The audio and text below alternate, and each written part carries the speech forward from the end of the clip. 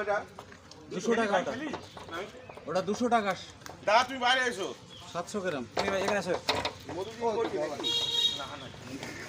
মধু না চিনি নেবেন না, নিতে হবে না, ওই ডাবর খান আপনারা।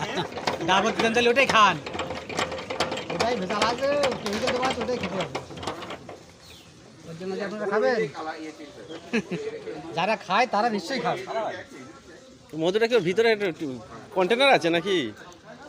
হ্যাঁ নিচে এটাই তো মধু। হ্যাঁ ওটা ইয়ে করলে এটাই তো মধু, মধুটা বেরিয়ে যাবে, জাল থেকে মধু বেরিয়ে যাবে। দেখেছেন? এগুলো পরাগ আছে, ডিম আছে পাশে, এই নিচে আছে এগুলো। আচ্ছা এরা কামড়া হ্যাঁ, না কামড়াবে না, ওরা মধু নিয়ে এসে সংগ্রহ করছে খাওয়ার জন্য। এটাই বলছি, কিন্তু আমরা কিন্তু আমরা কাটছি, এগুলো তো কামড়াবেই কামড়াবে। আমরা তো কামাচ্ছি না। যারা খেয়েছে তারা ওই নিয়ে যাচ্ছে।